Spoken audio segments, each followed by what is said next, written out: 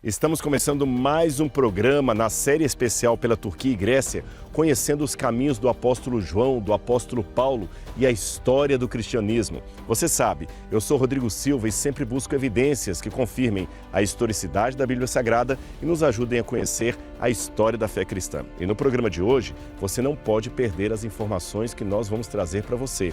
Vamos conhecer a sinagoga dos judeus que moravam nessa cidade e também aprender um pouco como funcionava o culto sabático de cada um deles. Você não pode perder, o nosso programa está começando agora.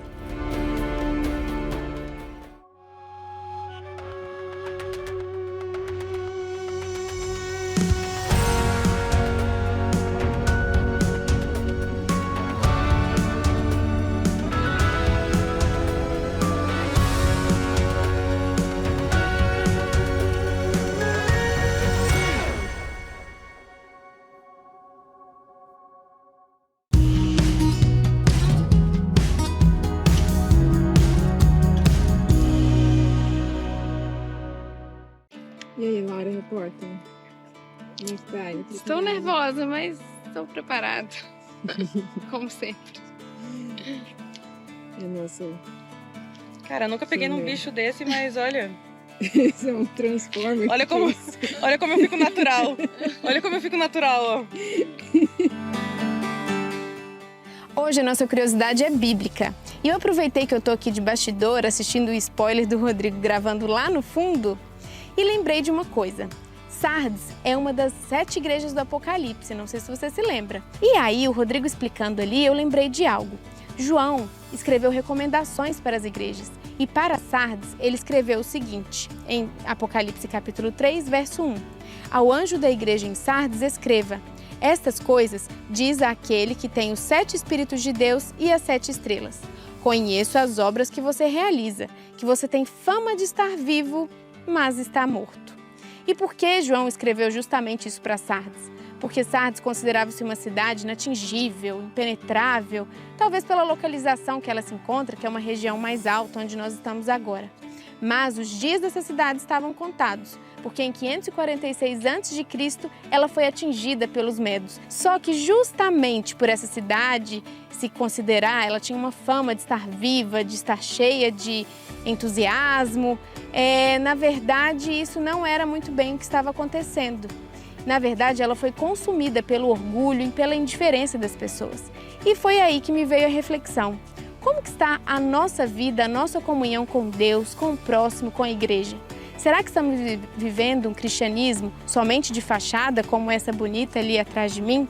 Será que estamos vivendo o cristianismo puro e simples que realmente Jesus nos ensinou? Bom, isso é realmente algo para a gente se pensar. Você vai ficar agora com o Rodrigo e eu te aguardo na próxima semana. Tchau, tchau!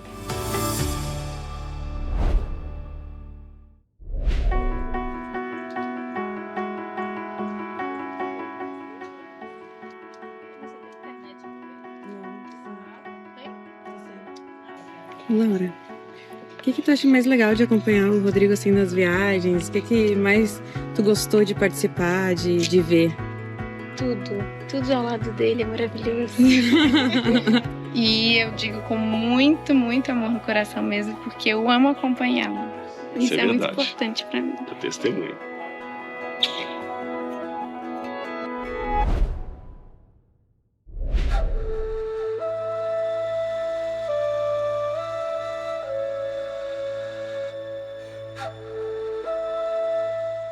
Conforme prometido, começo hoje a mostrar para você a sinagoga dos judeus daqui da cidade de Sardes. É uma das mais bem preservadas do mundo antigo. Essa sinagoga aqui, ela é datada do período bizantino também, uma época em que o cristianismo já estava conseguindo força política graças a Constantino.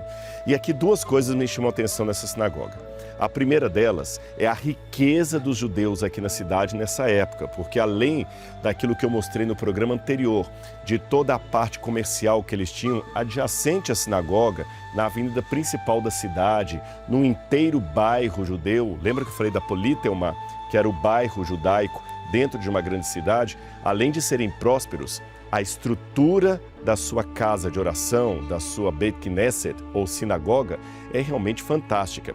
Ela imita já de cara uma mansão de alguém muito rico, com o perístilo, que é essa parte aqui interna, onde você tem um pátio, você tem a colunata.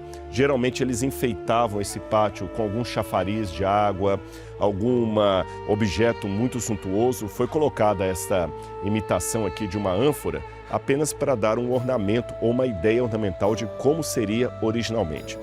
O chama atenção também que a sinagoga toda tinha esses mosaicos lindos que você vê ali. Aliás, pisos com mosaico como este, só em propriedade de pessoas muito, mas muito ricas. A segunda coisa que eu destaco aqui, eu falei de duas, uma é a suntuosidade da sinagoga, a segunda é a relativa convivência entre judeus e cristãos. Lembra que nessa época eu falei com você que a sinagoga exercia um papel fundamental na cidade, mas o cristianismo já tinha conseguido uma certa proeminência graças a Constantino, porque essa sinagoga é do período bizantino. Então Constantino já tinha passado pelo poder, já tinha dado prestígio para a igreja cristã, então você tinha cristãos e judeus convivendo aqui. E por alguma razão, não sabemos qual é o mistério, você tem o símbolo cristão aqui na porta. O mesmo símbolo cristão que nós encontramos também na cidade de Laodiceia, quando eu mostrei a igreja cristã, você se lembra? E de onde vem esse símbolo aqui? Esse símbolo, ele surge de uma mescla entre cristianismo e mitraísmo, porque parece muito com o símbolo do deus Mitras, que era o sol, e ao mesmo tempo fazia uma espécie de combinação de letras para a frase Jesus Cristo, Filho de Deus e Salvador em grego. Agora vamos ver dentro da sinagoga para que você possa entender um pouco como era a liturgia a cada sábado quando eles se reuniam aqui e ao mesmo tempo como isto pode ajudar a ilustrar algumas passagens que estão na Bíblia Sagrada. Vem comigo.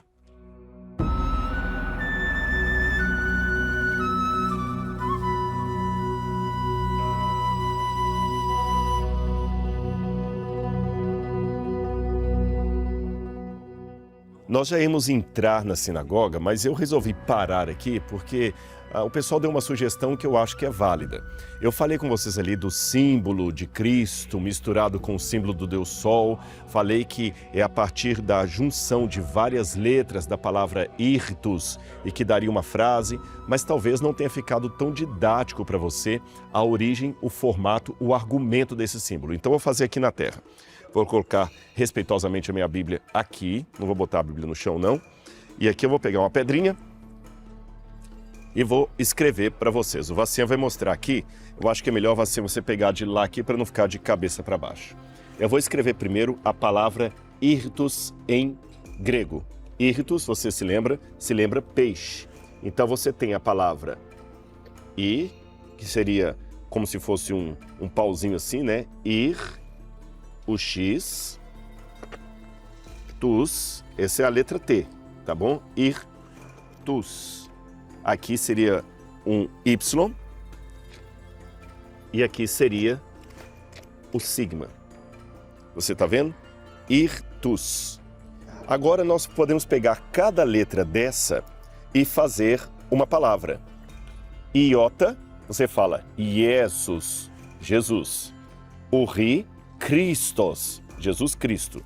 O teta, Theos. Você não fala, por exemplo, teologia, o estudo acerca das coisas de Deus? Então, Jesus Cristo, Deus. O Y seria Huios, que é filho em grego, e Soter, e sigma de Soter, que é Salvador. Por exemplo, quem nasce em Salvador da Bahia é chamado de soteropolitano, por causa da origem grega. Esta palavra que eu escrevi aqui, irtus, significa peixe em grego, peixe. E eu falei que cada letra lembra uma palavra com a frase Jesus Cristo, Deus, Filho e Salvador. Agora, se eu pegar estas mesmas palavras e formar aquele monograma, eu tenho aqui, olha, primeiro o iota, você viu? O iota, depois o X do Christos, depois eu pego o teta, eu pego aqui o teta, e o Y você tem logo aqui, e o Soter você tem justamente aqui, olha. Então você forma aquele monograma. Se eu coloco mais uma linha assim, fazendo como se fosse um asterisco dentro de um círculo, eu tenho ao mesmo tempo um símbolo cristão e o símbolo do Deus Sol, do Deus Mitras. Aí que foi aquele sincretismo que começa a existir na igreja entre Jesus e o Sol, mesclando as duas figuras a partir do período bizantino em diante. Agora acho que ficou claro, não é? Vamos conhecer a sinagoga?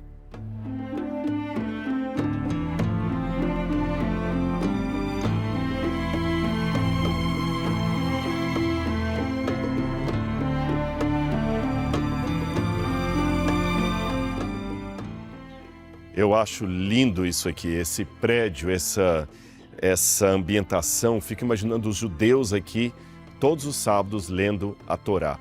A beleza do local. E será que cristãos também se reuniam aqui pelo símbolo que vimos lá fora? Pode ser que sim. Será que muitos daqueles judeus não haviam se tornado cristãos? São perguntas que a gente vai fazendo. Quando você vê a arquitetura, você pode às vezes ter a ideia errônea que a sinagoga era toda assim feita de tijolos à vista, sem reboque, mas não era assim. Então o que os arqueólogos fizeram para você ter uma noção do revestimento original? Eles pegaram um pedaço da parede, onde nós podemos ver aqui como eram alguns dos emblemas que enfeitavam cada canto de todo esse edifício. Ou seja, aquela parede toda de tijolos e pedra, na verdade era revestida de mármore travertino, de outros tipos de material, de calcário, de outros tipos de pedra, que eles iam colocando justamente aqui para enfeitar todo esse ambiente. Outra coisa que tinha na sinagoga, sobre a liturgia. Você está vendo essas duas casinhas aqui da frente? Eu estou usando a palavra casinha apenas para ficar mais fácil de você entender, mesmo porque em hebraico elas são chamadas de casa do rolo da lei, o santuário, aquele lugar onde você colocava a parte do Antigo Testamento é como nós cristãos chamamos, para ser lida. Então, num lugar, geralmente, eles armazenavam ou guardavam o livro dos profetas, os livros dos profetas. Na outra parte, os livros da lei de Moisés, que são os 5 primeiros livros da Bíblia, o Pentateuco, Gênesis, Êxodo, Levítico, Números e Deuteronômio. A parte dos Salmos, dos Provérbios, ficava junto com a parte dos profetas. Então, esses dois elementos ilustravam a lei e os profetas.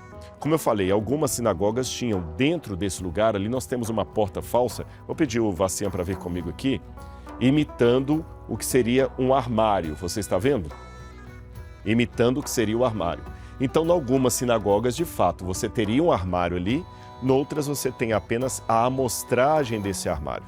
Aqui tem a amostragem, mas em algum canto desse lado e do outro, eles vinham com os vasos de barro, dentro dos quais estavam os rolos da escritura que seriam lidos. E o costume, o critério era o seguinte: você lia a porção da lei ou dos profetas em pé por uma atitude de reverência. Você lia lá a palavra de Deus. Você estava lendo Gênesis, Bereshit bara Elohim. No início, criou Deus, Hashamai ve'haaretz, criou os céus e a terra. Depois que você lia em hebraico essa porção da lei, se houvesse no ambiente pessoas, por exemplo, que não soubessem hebraico, eles podiam ler uma outra versão em aramaico, que é chamado de Targum, que é uma paráfrase em aramaico, para ajudar aqueles que não sabiam hebraico, ou uma porção da Septuaginta, que era a tradução das Escrituras para o grego. E antes que eu continue, você deve estar perguntando, mas como assim? Eram judeus, não sabiam hebraico? Depois do cativeiro da Babilônia, foram 70 anos que os judeus ficaram cativos ali. Quando eles voltaram para a terra de Israel, muitos deles já não falavam hebraico mais. No Brasil, por exemplo, temos tantos descendentes de japoneses que moram no bairro da Liberdade e talvez já não falam japonês. Tantos descendentes de outras etnias, por exemplo, há pessoas que são netas de alemães, de italianos e não falam outra língua além da língua do Brasil. Também acontecia isso. Muitos judeus, por nascerem na Babilônia, não falavam outra língua senão o aramaico. Tanto que, na época de Jesus, pouquíssimos judeus tinham fluência em hebraico. Eles falavam no dia a dia aramaico. E só na sinagoga você tinha, para discussões escriturísticas, o uso da língua de Moisés, o uso da língua hebraica. Agora, na época do Novo Testamento, a língua franca do mundo era o grego. Muitas pessoas falavam grego, assim como o inglês hoje, que é a língua falada no mundo inteiro. Então, nesse momento, para facilitar a leitura daqueles que não dominassem mais o hebraico, você tinha uma paráfrase em aramaico, o Targum, ou uma tradução em grego, a Septuaginta. Ficou claro isso? Muito bem. Como eu disse, essa parte da Bíblia era lida aqui na frente. E depois que ela era lida, a pessoa ia dar o sermão, ia explicar a Sagrada Escritura. Aí o movimento modificava. Por quê? Embora ele lesse a palavra de Deus em pé, por questão de reverência, na hora de explicá-la, ele tinha que se assentar. Por quê? Na cultura do Antigo Oriente Médio, coisas importantes devem ser ditas sentado, sem pressa. Como o ensino é uma coisa importante, não confunda importante com sagrado. O sagrado você fala em pé por respeito. Mas o que é importante no sentido de você tem que aprender aquilo ali, você fala sentado, porque não pode ser às pressas. Por exemplo, nessa cultura antiga, comer em pé era uma falta de respeito muito grande, porque a comida é algo para você ir degustando aos poucos, então tem que ser sentado, não tem conceito de fast food. E também o ensino tinha que ser sentado. Quer um exemplo? Quando a Bíblia fala que Jesus foi ensinar os discípulos, lá na época que ele estava na Galileia, diz que ele subiu ao monte e se assentou. Eu vou ler para vocês. Mateus capítulo 5, versículo 1. Vendo Jesus as multidões, subiu ao monte e, como se assentasse, aproximaram-se seus discípulos. E ele passou a ensiná-los, dizendo: o ensino, a pregação, sempre eram de forma sentada. Aliás, não precisa ir longe. Quando você está na faculdade, você não costuma dizer que você está estudando a cadeira de biologia, a cadeira de psicologia, a cadeira de filosofia. O professor que ensina determinada matéria é chamado de catedrático. Cátedra é cadeira. Então, este costume de chamar as matérias de cadeira, eu vou puxar a cadeira D, eu vou sentar na cadeira D, o meu professor, o meu catedrático, vem desse costume antigo. E na sinagoga? Você lia a porção e, se fosse dos profetas, você sentaria naquela cadeira, que era assim chamada cadeira de Elias, porque Elias representava os profetas. E se você fosse ler uma parte da lei, você tinha que se sentar depois para explicá-la na cadeira de Moisés, que ficava do outro lado. Porque Moisés representava a lei e Elias os profetas. Por isso que na transfiguração de Jesus, os dois personagens que aparecem com ele são Moisés e Elias. Agora, quer ver isso mostrado aqui bem claro na Bíblia, no Evangelho de Lucas? Aliás, não precisa ir longe, eu me lembrei de um outro episódio em que Jesus fala também em Mateus 23, ora, toda vez que vocês vão às sinagogas, vocês escutam aqueles que se assentam na cadeira de Moisés. Obedeçam tudo o que eles disserem a vocês, mas não imitem as obras deles, porque eles falam, mas não cumprem. Jesus fala da cadeira de Moisés. Agora, com relação a essa liturgia que eu descrevi para vocês, olha o que diz aqui o livro de Lucas, no capítulo 4, quando fala de Jesus indo à sinagoga, verso 16. Indo para Nazaré, onde fora criado, entrou num sábado na sinagoga, segundo o seu costume. Jesus, aos sábados, ia para a sinagoga. E levantou-se para ler. Então lhe deram o livro do profeta Isaías, e abrindo o livro, achou o lugar onde estava escrito. Aí Jesus lê em pé o profeta Isaías, uma porção dos profetas. Depois que Jesus terminou de ler, olha o que diz o verso 20. Tendo fechado o livro, devolveu-o ao assistente e sentou-se. E todos na sinagoga tinham os olhos fitos nele. Jesus ia começar o sermão sentado. Talvez na cadeira de Elias, como nós estamos vendo aqui. E por que todos tinham os olhos fitos nele? Porque aqui no meio da sinagoga não havia bancos como nós vemos nas igrejas hoje. Os bancos onde ficavam sentados aqueles que estavam presentes, ficavam geralmente nas laterais. Então as pessoas ficavam de tal maneira sentados que todos poderiam sempre olhar para o centro, onde a Torá ou os profetas eram lidos e depois explicados, da cadeira de Moisés ou da cadeira de Elias.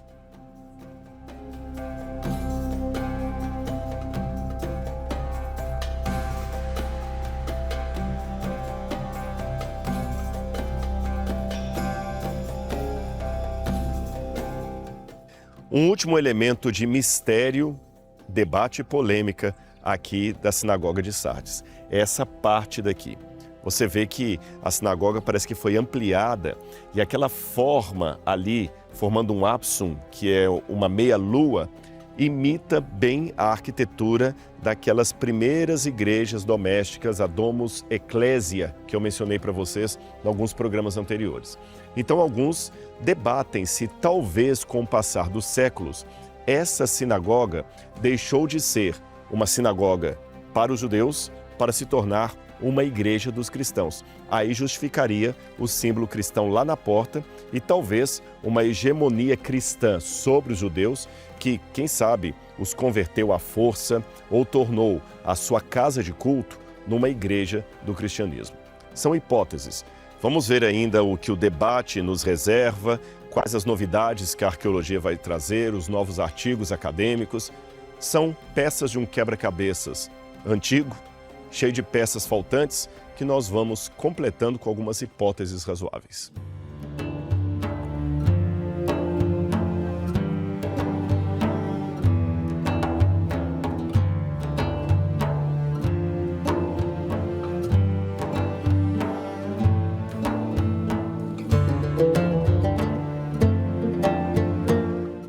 Esse edifício suntuoso que está aqui atrás é o Gymnasium, ou o ginásio de esportes da cidade de Sardes.